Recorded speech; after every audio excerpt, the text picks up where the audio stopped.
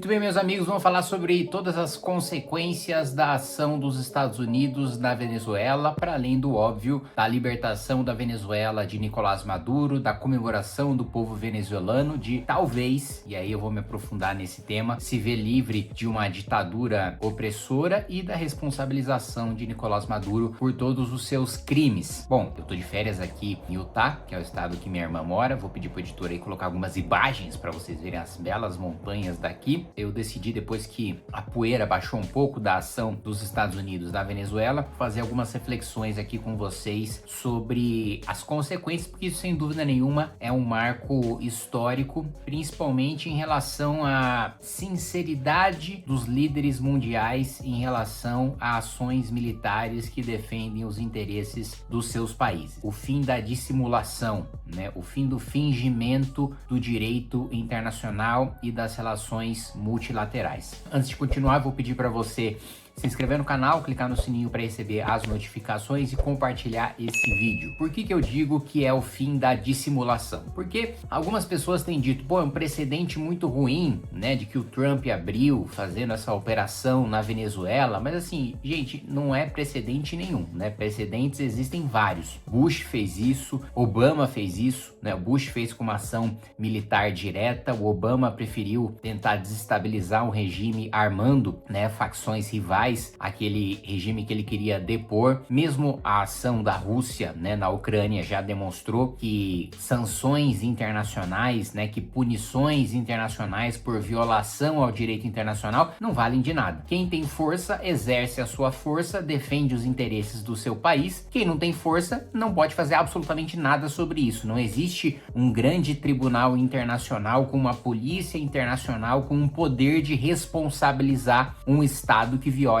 o direito internacional. Ele é uma ficção, não existe. Sempre que os Estados Unidos precisaram defender os seus interesses à força, eles defenderam. Sempre que a Rússia precisou defender seus interesses à força, defendeu. A China nem considera uma questão de direito internacional o conflito com Taiwan, que considera que Taiwan faz parte da China e que não há nem discussão em relação a uma declaração de guerra, porque não se declara guerra com o seu próprio país, mesmo sabendo que, de fato, é uma situação de guerra, porque Taiwan tem um governo autônomo. Aliás, os Estados Unidos já mobilizam suas forças ali para a Coreia do Sul, num recado para a China de falar, olha, eu sei que você está preparando uma invasão a Taiwan há muito tempo. Isso é uma preocupação do Japão também, eu já fiz vários vídeos falando sobre isso. A nova primeira-ministra do Japão, Sanai Takaichi, inclusive fez uma fala, né, sobre Taiwan, que incomodou muito o regime chinês. Então assim, China já não ligava para o tal direito internacional, só não deixava isso explícito. A Rússia deixou isso explícito, teve sanções da Europa e tal, não adiantou absolutamente nada. Sanções dos Estados Unidos não adiantou absolutamente nada. A invasão continuou. Os Estados Unidos sempre fizeram isso, mas com o discurso de não, eles têm armas de destruição em massa, eles têm armas químicas, é para levar a democracia, e no final das contas não era nada disso. Os Estados Unidos defendendo os interesses dos Estados Unidos. O Brasil, nessa ação da Venezuela, fica numa situação humilhante. Por quê? Deveria ser o papel do Brasil, enquanto nação mais forte, mais poderosa, né, da América do Sul, libertar o povo venezuelano,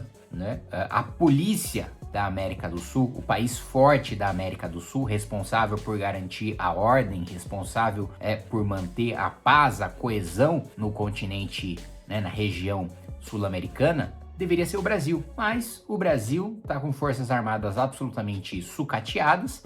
O dinheiro que as forças armadas têm, a maior parte vai para gasto com pessoal, não é para investimento em tecnologia, não é para um desenvolvimento de fortalecimento de fato das nossas forças, nosso investimento público, enfim, vocês conhecem todos os problemas que eu já falo há muito tempo, né, de ter muito gasto obrigatório, de não ter investimento, portanto não tem retorno a longo prazo, não tem diminuição do custo do Brasil, não tem desenvolvimento de infraestrutura, não tem investimento em ciência e tecnologia, e por aí vai todas as consequências da gente ter um orçamento engessado como nós temos. Mas em suma, é óbvio que você, da perspectiva dissimulada do direito internacional, houve uma violação por parte dos Estados Unidos. Por mais que seja, né, na visão, né, dos críticos, na visão de quem ataca essa ação, que não é o meu caso, eu acho que a ação tinha que ser feita, e por mais que seja para os Estados Unidos defender o seu próprio interesse, por mais que seja por petróleo, e não por petróleo para os próprios Estados Unidos, porque os Estados Unidos já tinham, né, já compravam petróleo venezuelano e não falta petróleo para os Estados Unidos, mas a ação na Venezuela serve como um bloqueio para esse petróleo chegar na China e chegar na Rússia. É uma ação, digamos assim, de guerra fria escancarada. Então, os Estados Unidos estão defendendo seu interesse, né? Não existe país bonzinho que quer levar direitos humanos e democracia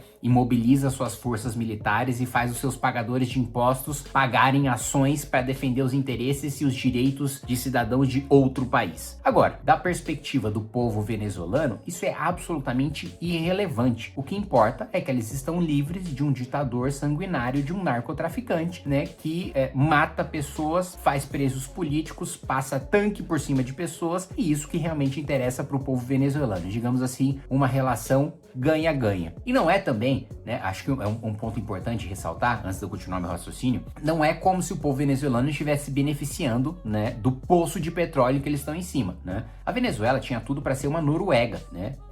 Você tem um território, né? O seu país está basicamente em cima de um poço de petróleo. A Venezuela está em cima de um poço de petróleo muito maior do que o da Noruega e ainda assim consegue ser o país miserável que é, né? Ele tinha uma vantagem competitiva para se transformar num país desenvolvido muito rapidamente, num país rico muito rapidamente. Então, a acusação das esquerdas de que, agora os Estados Unidos vão explorar o petróleo da Venezuela. Primeiro ponto, os Estados Unidos já recebiam o petróleo da Venezuela. É óbvio que agora eles vão ter acesso a muito mais. Segundo ponto, não é como se o regime venezuelano explorando o petróleo estivesse trazendo benefícios para a população. Então, para a população, os Estados Unidos explorarem o petróleo pode até ser mais benéfico do que o regime do Nicolás Maduro, porque os Estados Unidos vão colocar indústria lá, vão colocar empresas lá e vai ter que empregar venezuelanos, não vai dar para levar todos os americanos para fazer o trabalho na Venezuela. Então, esse é um ponto. O outro ponto, né, que eu tava falando da relação ganha-ganha, né, ganham os venezuelanos, né, por terem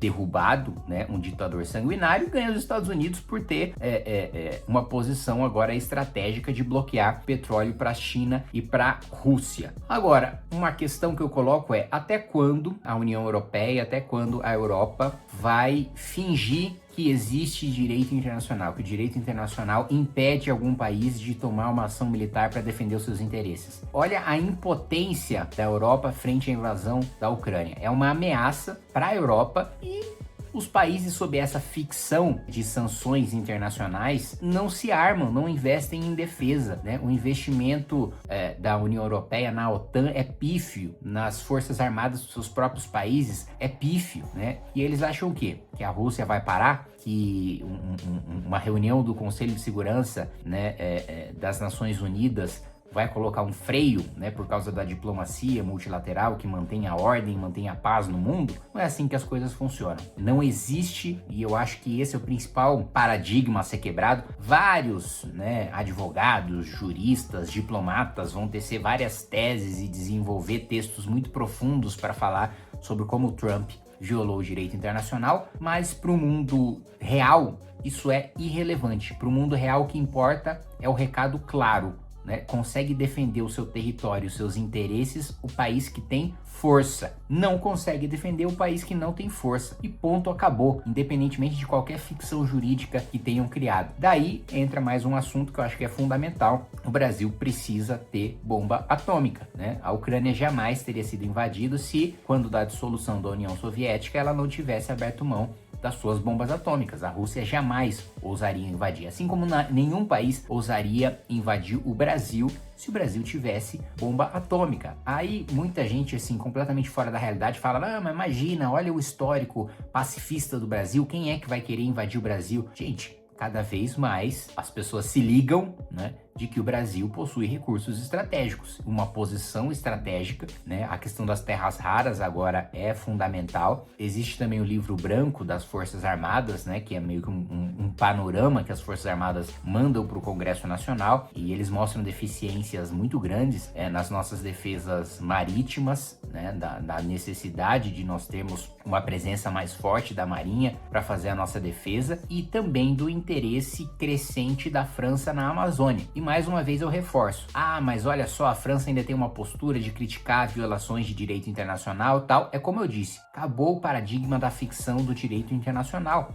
Se a França, né, hoje não tem esse poder, tá? Que outros países com certeza também teriam esse interesse e impediriam que a França fizesse isso. Mas ela pode vir a ter esse poder, e se ela, né, vier a ter esse poder, o Brasil precisa ter condições de se defender. Dentro do livro branco foi colocada uma ameaça militar, que é da França ter um interesse na Amazônia e poder sim haver um conflito entre França e Brasil. E a gente está absolutamente despreparado para qualquer discussão militar de gente grande. Se nós tivermos uma bomba atômica, veja a distância, né, de que o Brasil está da França, né? A França não tem condições, né, de fazer bombardeios contra o Brasil da distância onde ela está, né? E nem possui um poderio militar de força aérea ou marítima suficiente para desafiar o Brasil caso o Brasil tenha uma bomba atômica. Caso o Brasil não tenha uma bomba atômica, a França tem plenas condições de fazer o que bem entender. Então, a discussão sobre defesa é uma discussão séria que a gente precisa ter, que praticamente nunca esteve na agenda nacional, mas